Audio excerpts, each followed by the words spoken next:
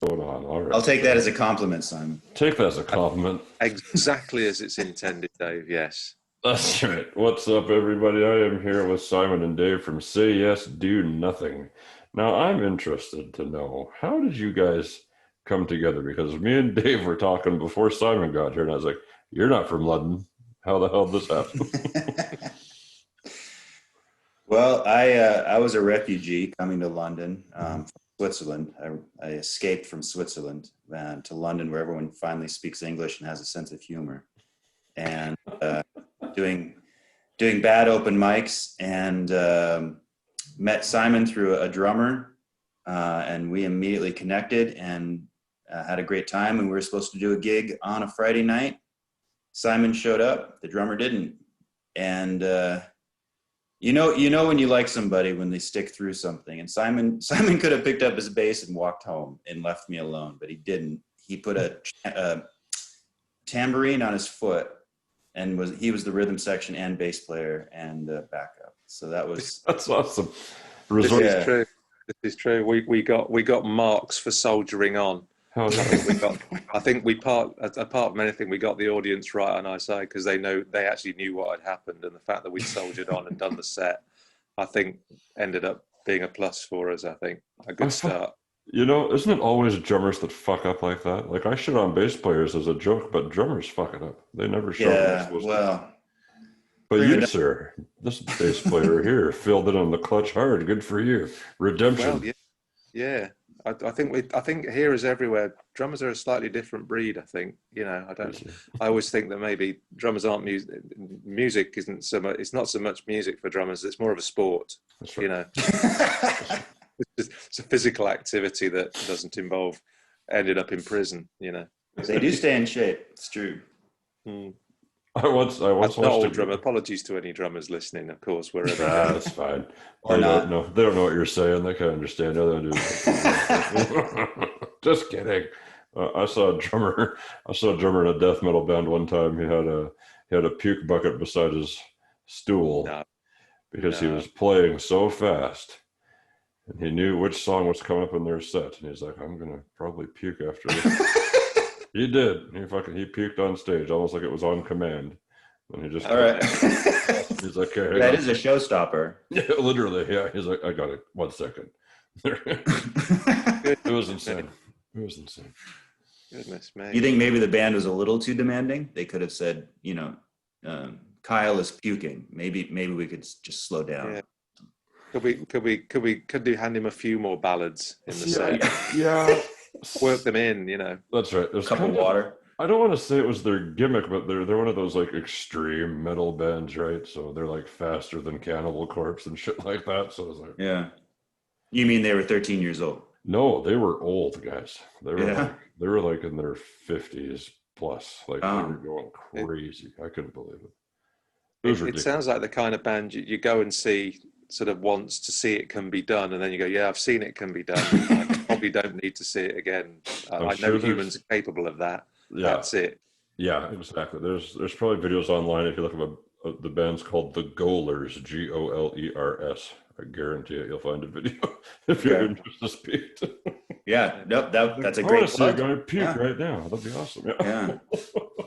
It's kind of the musical equivalent of a dangerous skateboard trick, isn't it? Yes. I didn't know people could do that. That's ridiculous. I don't want to see it again. Don't show me it again.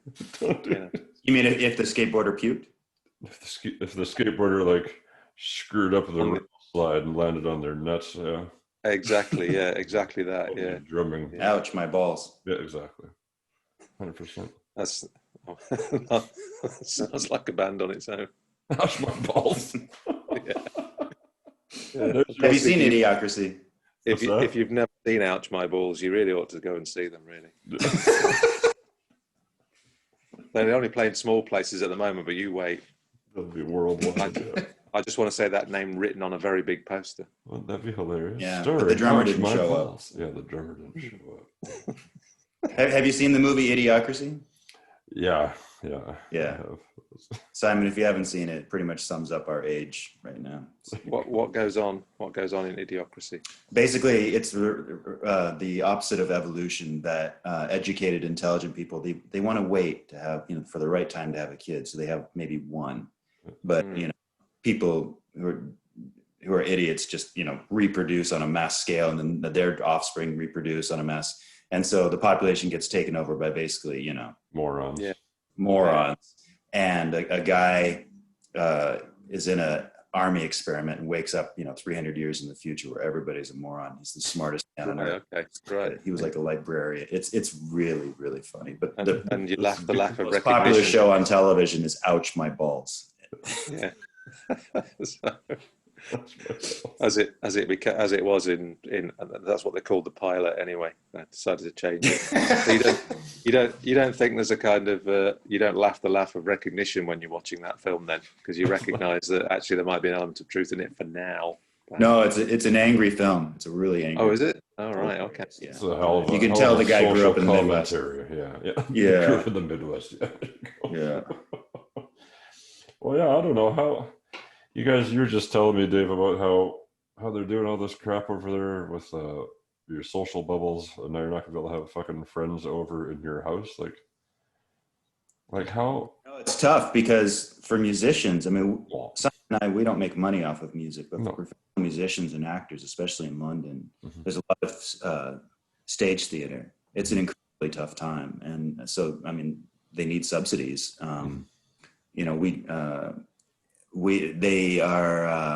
They just announced yesterday that households won't be able to, they call it mingling, I think, indoors. So you can't have friends over at least for now. They're having lockdowns in various areas. And across Europe, they're seeing a surge of cases. So it's something that I watch because I work in humanitarian work. And so we've been doing COVID treatment programs in Africa and, war zones, which is even weirder when you have an outbreak in a war zone. I mean, what do you do about that? Wow. I mean, lucky enough to have, running water here and Netflix, Yeah, well, exactly. That's just it. I saw when this all started back in March, I saw something about people getting all pissed off after like the first couple of weeks about being locked down. They're like, well, just fucking relax. Like, you're not being called to war. You're being called to your couch to watch Netflix and just stay inside. Exactly. Like, Yeah.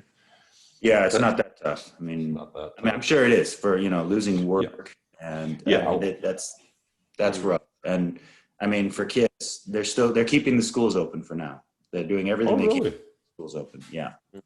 Okay, so that makes like zero fucking sense to me then. If you can't have your buddies over, but your kids can still go to school. I think that's for the mental health of the kids. Oh, well, you're an educator. Oh, there you go. Well, I was hearing a teacher saying exactly the same thing. They said they can't go. This teacher was saying to me yesterday, I can't go and see my girlfriend for the weekend, but I can go into work every day and see 120 different kids and then come home again, so the conclusion of that was they said, well, I'm going to see my girlfriend then. Yeah. Because otherwise it doesn't make sense. It doesn't make sense. And it's been like that right across the board, even over here too, with the same sort of shit, man. It's just like nobody knows what the hell they're doing. No, you can't get a straight answer. Mm-hmm. No. But you'd never be able to have just a cut and dry, right down the middle way to do stuff, right? It's different for they're trying, as inevitably they're trying a one size fits all on everyone. So they say everybody has this restriction, and restrictions would have to apply differently to different people to actually work. But you can't send that message to everybody. It's going to be even more complicated to follow than people seem to find it now. For some reason, on balance, on the news over here, when for balance on every news story, they have to include one idiot who goes, I don't know what to do and I don't know how to find out. I spend 12 hours every day on my phone and on social media, but I can't look up the BBC and what I have to do, And there'll be a student who's complaining they have to stay in and eat pizza all day. And you think, Jesus, when I was a student, I'd love someone to say that. I used to dream of it and then wake up and realize that life was going on as normal, Oh, and by the way, we'll give you your exams at the end for nothing as well. Stop complaining. What the hell are you complaining about? Yeah, that's what I'm saying, man. When school got canceled up here, I was like, fuck. Why Yeah, couldn't I that have dream I happened had to when me I was when I 18. was, dude, totally. I hated school. Yeah. I was like, man, if Yeah. they would have fucking cut school off in March, I'd be like, yeah, If, grade Right. 12 year, see you yeah. later. Like, you Really, know? if they told me that when I was halfway through like my final year in school when I was 18 or something, and I just thought, thank you, heaven. Thank Yeah, you, it's God. like, I don't have to write finals and I pass. Yes. Yeah. Thank They you, just And gave I God. me, can stay inside all day and play video games. yeah. Yeah. I'm there. Thank you. No, my daughter is 13, so she Okay. basically got through her 13th year without having to go to much school, and and actually her self-confidence really grew because the kids that she did spend time with and the messages that she was getting were positive and reinforcing. So now she has a lot of self-confidence going into this year of school. That's Oh, good. that's very interesting. Her at That's all. very. That's good. Yeah.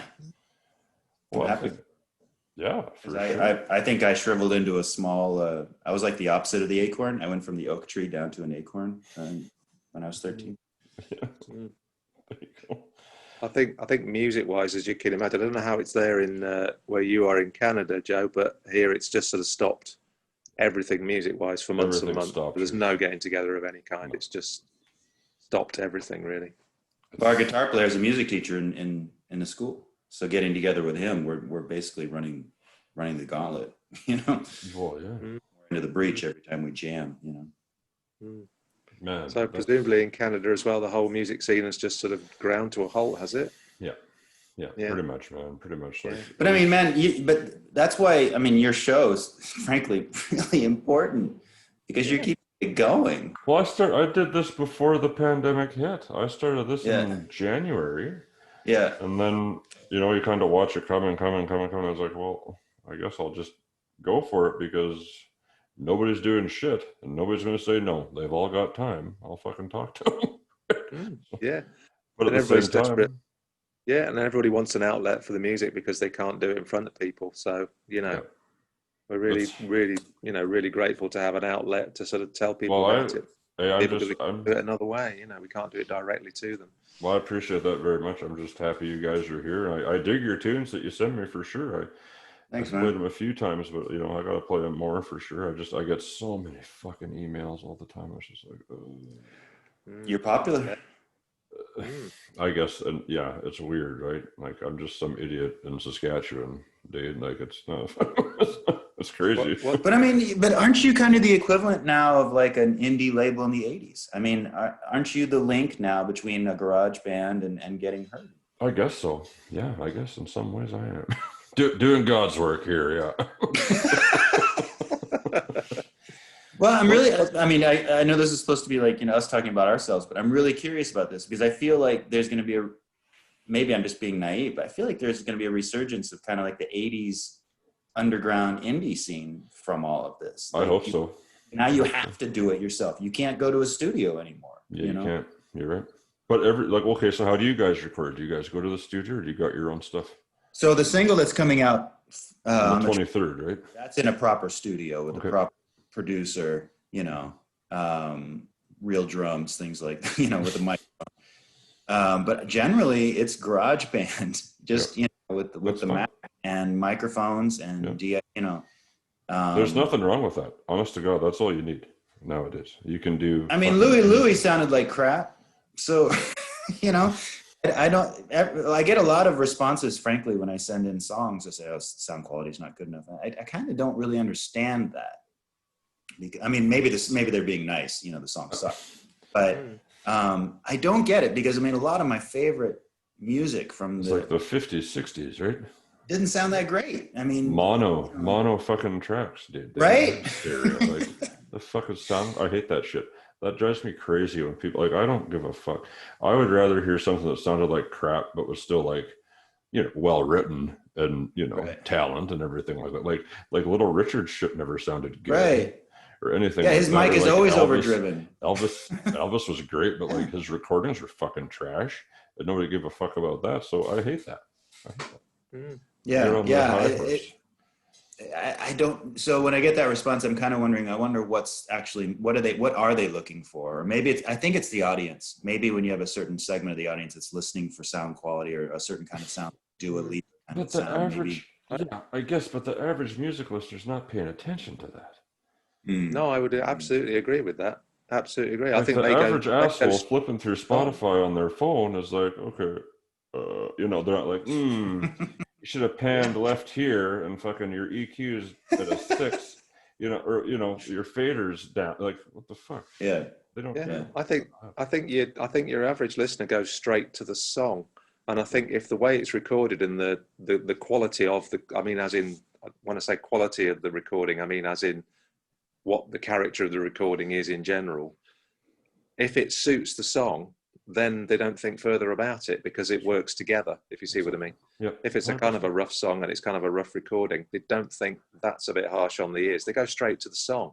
They hear the song first, and I think it's people on the technical side who are a bit more worried about the fact that it should be more polished sometimes. That's right. Somebody said a while ago that a great record is a great song and a great performance and a great recording.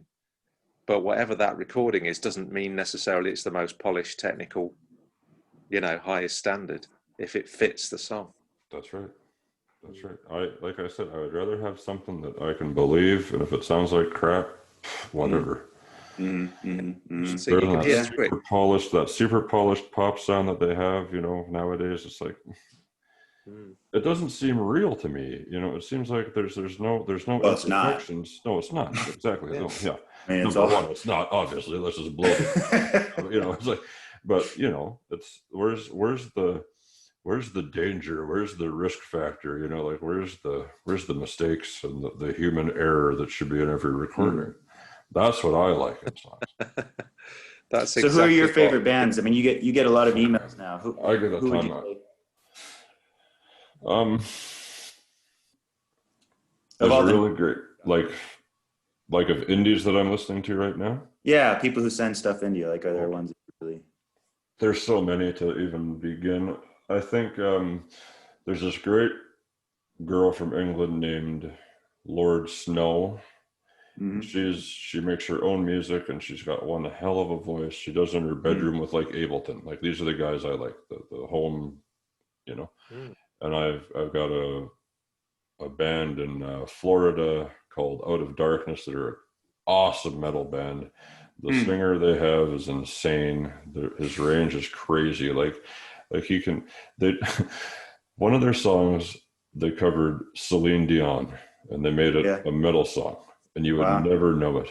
You would never know it was a Celine Dion song. They told me it was a Celine Dion song. And I said, well, that's like my favorite song on the album. How is that a Celine Dion song? They're like, dude, it's a Celine Dion song. And the singer sang it in the same fucking key as Celine Dion. Wow. For her song. So that's pretty cool.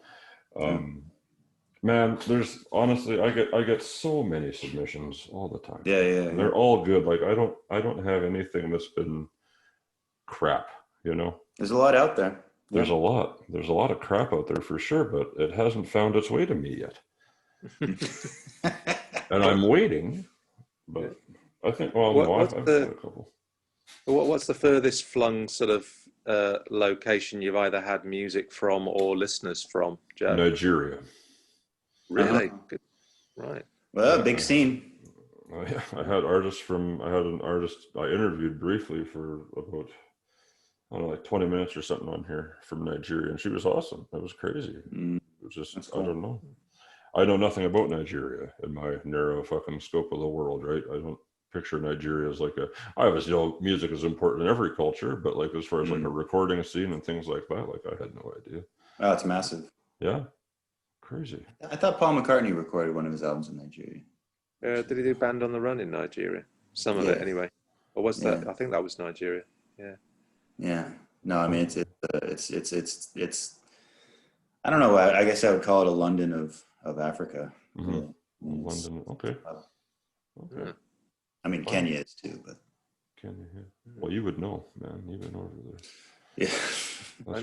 And did the stuff they send you sort of, as it were, sound Nigerian, or you couldn't place it? Was it definitely of where it came from in its sound? No, it was pop. Like her favorite singer was like your Celine Dion's and Whitney Houston's and stuff like that. Like, really good. I'll find her name and I'll DM it to you. Nice. Yeah. You can check it out. See, it was good. I was impressed. I don't know. I just anywhere that I get submissions from is far for me because I'm just in a little fucking pissant town. Like, Yeah. no, Well, so whatever. It's cool, man. We're just in a big pisshole town, aren't we? A very, very big pisshole town. Whereabouts? Whereabouts are you? We're in Kentish Town in North London, which is very near to Camden Town, which most people who know London would know. And but by complete coincidence, Dave and I live about 3 streets away from each other in this vast city. But London is, as all big cities, it's basically a collection of towns. You know, you live your life in those particular small bits of the town. You have your little rabbit runs around those bits to work and back, or to wherever and back, and you don't touch 3/4 of it ever. You know, so.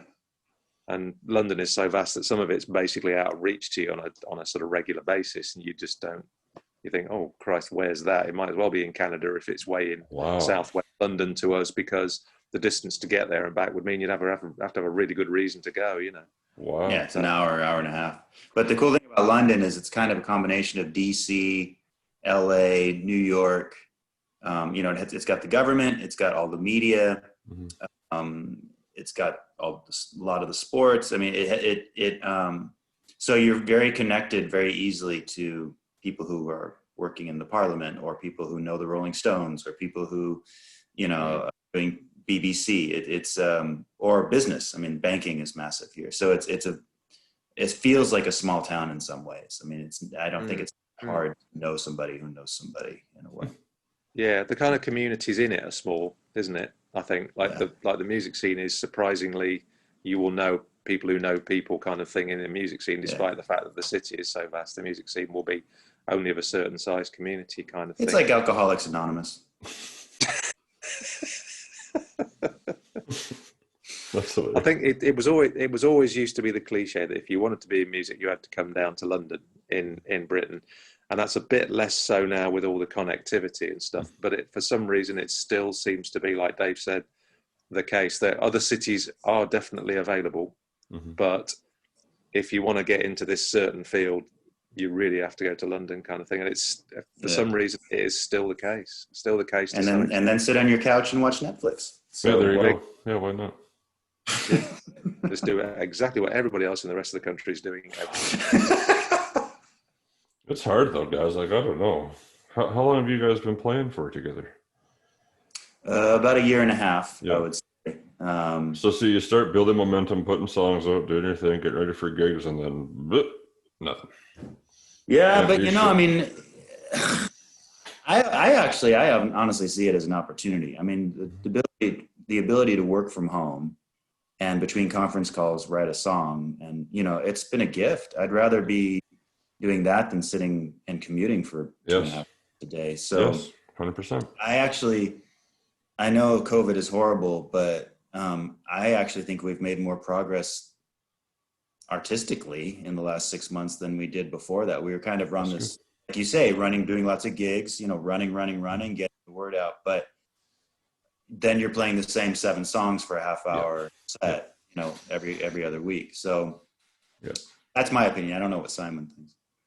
No, I agree, because then you end up concentrating on getting the songs better, getting the songs recorded, and getting them out, conversely, to a much wider audience than you would if you were running around concentrating on, again, playing them at gigs around London. You know, so it's just having to think of a different way of doing it and concentrate on different aspects of it rather than concentrating on everything. You cancel the bit you can't do, which is actually going out and playing to people and essentially playing together in the same room anyway. Right. And you concentrate on the rest, and it doesn't seem, like Dave says, it's more of an opportunity, really, strangely enough. It gives you more time, like you said. It gives you time to refine your skills and just, you know, work on songs at a time, not just playing the same 7 songs for your set and being on your way. Yeah. Kind of slow down. Always having to end with twist and shout and do that bow, you know, like we do. Oh no, that's not it. Yeah, that's not us. That's somebody else, isn't it? I always get confused. No, sorry. Carry on. Well, no, exactly. It's given artistic people who have, if you got your own recording studio set up, or you don't need much. You don't need much nowadays. If you got your No, computer and a little fucking plug-in for your thing, you're good to go. no, exactly. And sorry, what I forgot to say was that you have to remember that there are people who work like this all the time. They work in their bedrooms. It's exactly how they want to work. They work at home and they home this stuff and they send it out. And they don't want to know necessarily out to play to an audience. They work like this all the time. So it's only looking to how they do it and doing what works for them as well. That's right. We actually after we put this song out, we're going to put another DIY song out called Lockdown. Good. So we're always topic. Some ideas about lyrics as well. So yeah, it's generating a lot of stuff. That's good. Well, yeah, like you said, there's some people that work like this anyways. Like I'm in a fucking 4-country project. I've got a dude in Finland, a dude in the States, a dude in Wales, and me. So like, we just send shit back and forth, and it works. Yep. And we did that before the pandemic, so I don't know. Right. They're doing that at like Christmas time before everything fucked up. Yeah. But like you said, we don't have any plans to play for an audience, obviously, or anything like that. We just record, and that's it. Yeah. We were asked to mention when we told people we were coming on the show, we were asked to mention the sheepdogs, because somebody said, mention the sheepdogs to him. I'm a big fan of them. So we said we mentioned them. Yeah, the sheepdogs, they're you're good to, okay. The sheepdogs are from a city 2 hours from me. Yeah. And I don't remember what the contest was that they won, but they won it, and there you go. Wow. That's all it takes, huh? Yeah. Well, have you heard of a band called The Dead South? Yeah, I saw them. They played in Caddishtown, actually. Yeah. They're from my city. So is there like a whole kind of retro put on a string tie kind of thing going on, and a wool hat? I don't know. I saw that band open for like another local band here a few years ago before they blew up. Really? Yeah. I mean, people love them here, man. It was a packed. It must have been. They do well in Europe, yeah, for sure. Yeah, well, it's the whole authentic thing, right? Yeah, yeah, they're good guys, yeah, for sure. Yeah, they got the talent, and yeah. But same sort of deal. They had one of their videos go viral. And yeah. From there, I think pretty much nowadays when you go viral, that's it. You're fucking sky's the limit, right? Pun not intended. Yeah. I think they're one of those bands that when you go and see them, you're amazed the rest of the place is full, and you think, well, why wouldn't it be? They're playing this place, it's going to be full. Yeah. But you think you are the one. They have that thing, like so many. I'm sure quite a few of the bands that you play do, where you think you're the one that discovered them. Your discovery, and then hang on. Honest to God, I was hammered drunk in this church basement where they were playing. They turned this old church into a venue. It was like the sickest venue in town. I loved it. I got to play there once. It was sweet. But that's cool. In the basement, they had it all done up like a bar, all this retro like 60s decor and shit like that. So it was so cool. And I went down there and I see these guys in their hats and shit, and I'm like, what the fuck are you guys doing? Like, we're opening because I was there to see my buddy's band. He's like, we're opening for Corey. I was like, hey, whatever, like, who the hell are you? And they were good. And I was like, oh yeah, fuck, these guys are deadly. But I wasn't there to see them. I was there to see my friend's band. So it goes. And then, you gradually see them. Yeah, exactly the same thing. It's like as you'd see them keep playing shows and the crowd gets bigger. It's like, yeah, I saw them when they played to like fucking 30 people. Like, who gives a fuck? Good for them, but for sure. There you go. Cool. That was cool, man. Boys, I don't know. The world's a shitty place right now, but I like your music. I hope you keep making it. Thanks, man. We will. Keep sending it to me. No question. Keep making it. Good. We'll keep sending it. Keep sending it. I'll keep playing it. Thanks, man. And I got, now I have 4 radio shows I do on top of the podcast. So I will have them show up somewhere. You're busy.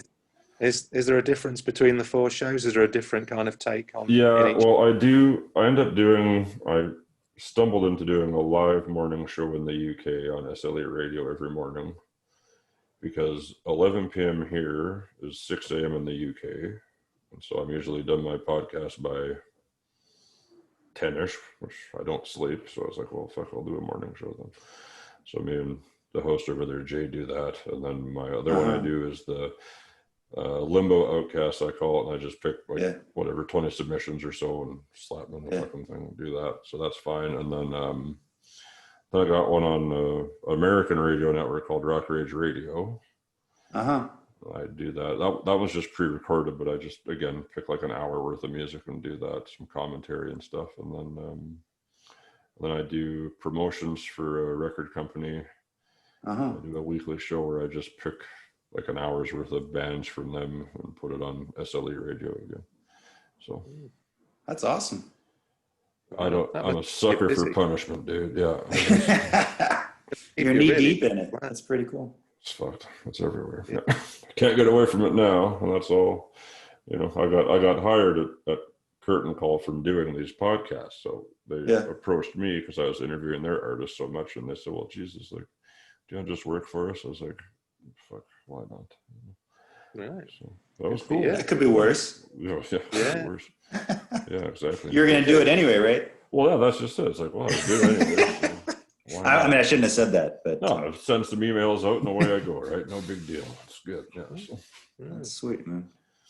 It's been fun. But it's got to be time consuming as well. It's not just the shows. Obviously, it's all the preparation. It's all the listening. Honest to God, the listening's okay. That's fine. But my preparation is fucking zero. Like, I just talk to people. That's my that's my strategy, is to just have a basic whatever, but just talk. And that's what people seem to like about it. So if it works, you know, great. If it works, that's great. More natural. Yeah. Well, right. You know, you listen to some of these interviews and it's like, well, you know, everybody asks you when you started playing who your favorite band was. You know, I'd rather just talk to you guys and see what you're about. You know, I like that better. But now that we've got the last 6 minutes and 10 seconds there, it says, why don't you tell us where we can find you guys online, how we can help you out during these times? Because obviously you're not playing shows. What can everybody listening do to check you out? Hey, if someone wants us to play a show in their backyard, we'll show up. They'll fly there. That's fine. Turn people down. Has to be somewhere near London, but and they have to have a very big back garden. Very big back garden, and to no more than 6 people. No more than 6 people. Yeah. No more than 6, including us. Okay. Yeah. So if Grandma and Grandpa want us to come by, we will. Say Yes Do Nothing. Our website is sayyesdonothing.com. Tried to keep it simple. Songs coming out this Friday, 23rd. Home in the Hidden Machine. It'll be on Spotify and then all the websites that take your money. But if people go to the website now, we'll send them an advance copy for free. There you go. We're on YouTube. DIY video for our last song, Grace of God. That's a good song. That's a damn good song. Thanks, man. Yeah, that video is a Soviet propaganda film from the 50s that I edited down. Okay, yeah, that's cool. You'll see little Cyrillic script every once in a while. DIY, man. That's the spirit, man. That's what you got to do. That's what you got to do. Microsoft Video Editor and GarageBand. Those are resourceful. I recorded a whole album. I recorded a whole album on GarageBand. That's work. Yeah, Scotch tape and chewing gum. That's right. That's all you need. Yeah. So I hope everybody likes the song. It's a personal story about going for an abortion, what it's like to watch the girl go to the clinic, take it to the back room, come back out, the look in her eyes. So I hope it, especially right now in America with Trump pushing a Supreme Court justice who quite likely could lead to the overturn of Roe v. Wade and reproductive rights. I think that's why we wanted to put the song out before the election. Yeah, it's my personal story. It's not a happy story, but it's a true story about what it's like. And we'll keep putting out stuff after that. So thank you so much for having us. I appreciate you guys. Yeah. It was a pleasure. We'll have you back in a couple of months when this shit blows over. Yeah. Hopefully in person, man. Yeah. Absolutely. This has been a pleasure. Come to Saskatchewan, guys. Yeah, there you go. Yeah. I'll come to How about London. you come to us? I got business over there. I'll take care of it. Sweet. We'll take you to our local. Yeah. If they're still open. If anything's still open, right? Jesus. Yeah. Yeah. Who the fuck knows anymore what's going to happen from one day to the next? Yeah. It's just a new nightmare every time I open my eyes. And I appreciate it. It's been a blast with you guys for sure. Yeah, it's good seeing your It's been a face. pleasure. Meeting It's been our in person. pleasure. Absolutely. We'll talk to you again soon. We'll set it up. All right. Great. Take Thank care, you very fellas. much. Thanks so much. Cheers. Thank you. Goodbye Take care, for now. For now.